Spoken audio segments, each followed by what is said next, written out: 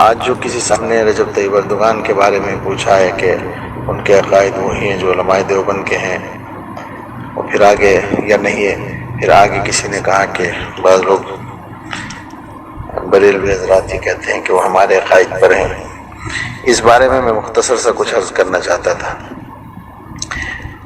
ترکی قوم جو ہے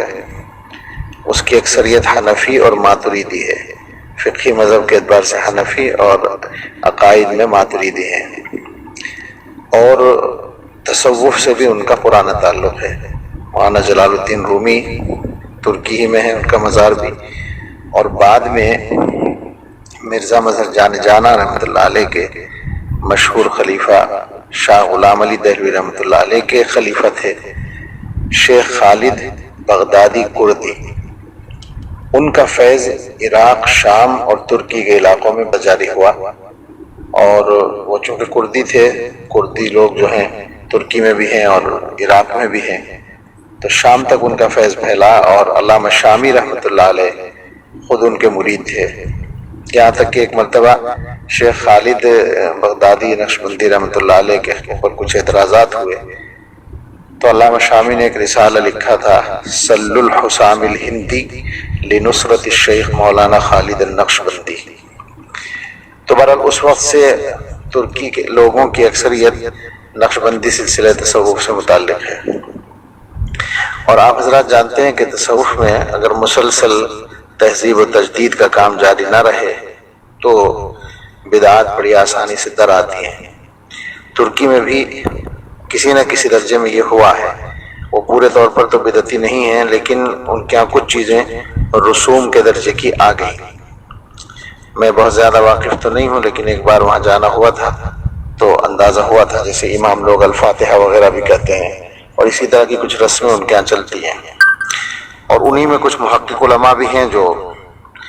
صحیح بات کی طرف دعوت دیتے ہیں اور سنت کے احیاء کی کوشش کرتے ہیں۔ انہی میں سے شیخ محمود آفندی بھی ہیں جو بالکل کمزوری کے زمانے سے اس وقت گزر رہے ہیں۔ ہم ان سے ملاقات نہیں کر سکے تھے، لیکن ہمارے حضرت کی ان سے ملاقات ہے کئی بار۔ تو بہرحال خلاصہ یہ ہے کہ یہ تو مجموعی اعتبار سے ترکوں کے مذہبی مزاج کا پس منظر اور خلاصہ ہے۔ ادھر علماء دیوبند سے جو تعلق ہے وہ حضرت نانوتوی رحمۃ اللہ علیہ کے زمانے ہی سے ترکی خلافت کے دور میں شروع ہو گیا تھا، اور اس زمانے میں حضرت اقدس نانوتوی رحمۃ اللہ علیہ نے سلطان عبدالحمید خان کے سلسلے میں ایک قصیدہ بھی تحریر فرمایا تھا عربی زبان میں، اور ترکی حکومت میں دارالعلوم کی گویا شہرت یا دارالعلوم کی اہمیت کا اندازہ اس سے لگا سکتے ہیں کہ دارالعلوم کے قیام کے صرف 10-12 سال کے اندر ہی کی بات ہے کہ ترکی سے ایک رسالہ، سرکاری رسالہ الجوائب کے نام سے نکلنا شروع ہوا، تو وہ دارالعلوم میں آنے لگا۔ اسی طرح وہاں کے ایک عالم محمد احمد آفندی نے حدیث پر ایک کتاب لکھی جس کا نام میں اس وقت بھولتا ہوں، اس کے چاول تیار کرائے 2 نسخے ترکی خلافت کے کتب خانے میں اور داخل کیے، ایک نسخہ ازہر بھیجا اور ایک نسخہ دارالعلوم دیوبند بھیجا۔ اس طرح سے اسی زمانے سے تعلقات رہے۔ پھر جب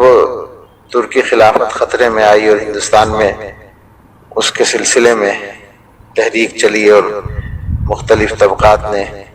یہ جو تحریک خلافت کے نام سے مشہور ہے، یہ تو ایک طرح سے کسی قدر بعد میں چلی، لیکن اس سے پہلے ہی دارالعلوم نے ان کی امداد کے سلسلے میں بہت محنت کی، اور ایک بار تو تعلیمی سلسلہ بند کر کے ترکی حکومت کی اعانت کے لیے چندہ فراہم کیا گیا، اور میں نے روداد میں پڑھا ہے 7-8 سال پہلے کہ دارالعلوم کا اس سال کا جتنا بجٹ تھا اس سے 2 گنا چندہ کر کے ترکی بھیجا گیا۔ اسی تائید و حمایت کے شکریہ کے طور پر ترکی حکومت نے باقاعدہ اپنے سفیر کے ذریعے وہ رومال یا وہ کپڑا بھیجا تھا جو دفتر محاسبی میں آپ حضرات میں سے بہت سو نے دیکھا ہوگا، جو رسول اللہ صلی اللہ تعالیٰ علیہ وسلم کے جبہ مبارک سے 3 سال تک مس رہا، یعنی جبہ مبارک اس میں لپٹا ہوا رکھا رہا، تو یہ احسان شناسی کے طور پر انہوں نے تحفہ بھیجا تھا۔ بہرحال یہ علماء دیوبند کے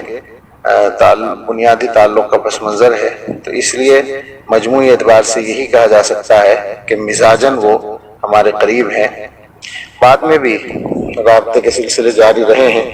میرے خیال ہے 2007 میں کوئی کانفرنس ہوئی تھی، اس میں حضرت مولانا سید ارشد مدنی صاحب تشریف لے گئے تھے اور بھی بعض حضرات گئے تھے. اور 2013 کی کانفرنس میں حضرت محتمیم صاحب کے ساتھ میں اور مولانا عارف جمیل صاحب گئے تھے. اور بھی اساتذہ کا وہاں کا سفر ہوا ہے اور اپنے فضلاء کے اسفار بھی ہوتے ہیں. تو اس طرح سے وہاں تعارف بھی ہے اور کسی درجے میں فکری ہم آہنگی بھی پائی جاتی ہے.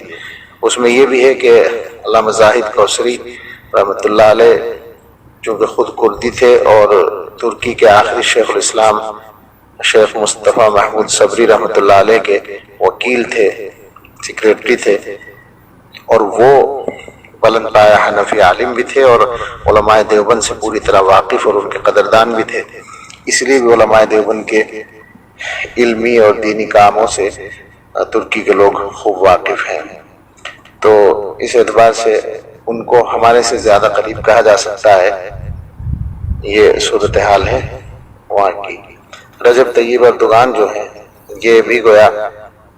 اسی تصوف کے سلسلے سے تعلق رکھنے والی ایک مشہور شیخ نورسی رحمۃ اللہ علیہ کے تربیت یافتہ طبقے کے تربیت یافتہ ہیں. نجم الدین اربکان ان کے استاذ تھے اور وہی ذہن ان کو ملا ہے جس سے یہ کام لے رہے ہیں.